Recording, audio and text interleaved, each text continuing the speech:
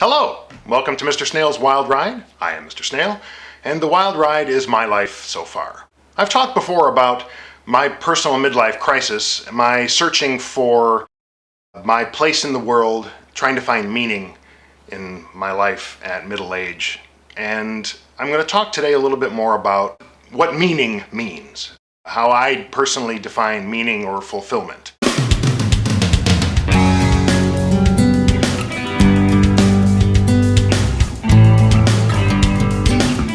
As I see it, there are two different kinds of meaning in one's life, fulfillment, if you will. In the interest of full disclosure, this isn't out of some textbook or anything, these are just sort of my terms. As I see it, there are basically two different kinds of mattering or fulfillment, private and public. What I'm having difficulty with is public fulfillment.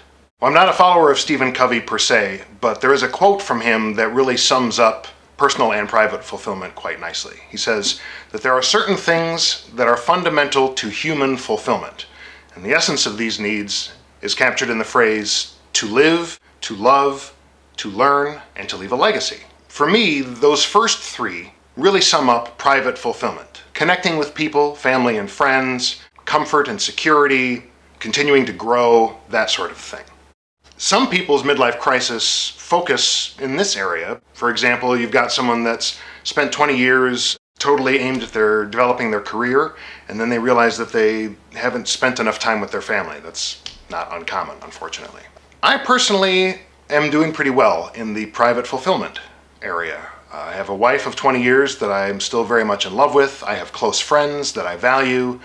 I have a roof over my head. I'm doing okay. My problem is with public fulfillment, or another term for that is the idea of leaving a legacy. This is basically your contribution to the world at large. Leaving a legacy really amounts to just having children. Not that that's the person's perception necessarily, that having and raising children fulfills that need for them. Most people, when they have kids, they want to give them a better life than they had when they were growing up, and the hope is that their children will outlive them. And that is very much a very real way of leaving a legacy. That's leaving something behind once you're gone. Now, there are other people, they make their mark in other ways. Steve Jobs is an extreme example, or Winston Churchill, or Abraham Lincoln, or Barack Obama. These are all people that hundreds of years after they're dead will still be remembered for what they've contributed to the world. Now, I'm not saying that a public legacy has to be some gigantic, grandiose thing like, an international company or becoming president. There are plenty of contributions that a person can make that count, and that count for that person. Now, I'm not saying that I don't matter at all. If I died tomorrow, my friends and my wife, would miss me terribly, and their lives would be impacted by my absence. But in 20 or 50 years, stick my name into Google, and I don't know that you would find much of anything. Maybe you would find the former political figure from Scotland with whom I happen to share a name. My private fulfillment needs are more or less met. And I'm not saying that private fulfillment doesn't matter, it does very much. But for me personally, I don't have anything in the public column. That's one of the major things that I'm exploring with this project. Not just finding what to do with myself or trying to find something that I care about, those are parts of it, but finding something that I care about that will matter, will make a contribution. For me, this whole aspect of trying to figure out how I can matter in a public way is really scary because I'm not a kid anymore. I'm 43. Sure, I can try out different things to see if I can find fulfillment. Maybe it's in writing, or maybe becoming a pole dancer or a circus performer or a fireman or whatever. Anyone can try any number of those things, but it's not the same as when you're in grade school or just out of college and trying on a career to see if you like it, and after a few years it turns out you hate it, you don't want to do that, you move on to something else. I don't feel like I have that kind of time. Let's say I want to be a writer. You don't just go and apply for, successful novelist wherever you would apply for that. It takes time. All of these things take time. Whether you're developing a body of work, or you're establishing yourself in a field, or you're simply even learning about an area that interests you, all of these things take time.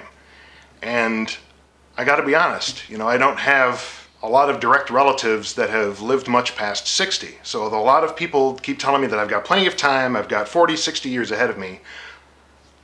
And that may be true, and I hope that it is true, but I don't feel that sense of security. I feel like my time is running out. and I'm tired, and I'm older, and I don't move as fast, and I don't think as fast, and my knees hurt, and, you know, it's not the same as when you're a kid and you're jumping out into the workforce and you're ready to tackle the world by the balls. You know, I feel like the world has me by the balls, and I have to move very carefully. Or ball, I guess, in my case.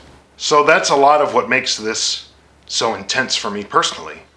I don't want to say that I've wasted the last 20 years of my life, but they are behind me, for good or for ill. And based on the messages I've received from you guys, I know that I'm not alone. But that doesn't mean it isn't lonely. So my hope is that we can continue this dialogue and continue to explore these ideas and these problems together. So I appreciate you coming along for the ride. Keep those comments and questions coming. Hashtag them Life Reload. Tell me about the things that you've tried to find meaning in your life, whether they've failed or succeeded. Subscribe if you haven't already. And thanks for coming along on the ride. We'll see you next time. So it's been said, I've heard, I'm not I've spoken in the past about, in the past? Why can't I just say before? So in the past, God damn it. Where I'm Mr. Snayl? No. Maybe the former mayor of Scotland, with whom I share a name. Can you be a mayor of Scotland? No. It's, there's some Scottish political figure though. Yeah, something like that, but I was taken off guard by that. Yeah. Like example. Yeah. It's like I've never spoken publicly before. No.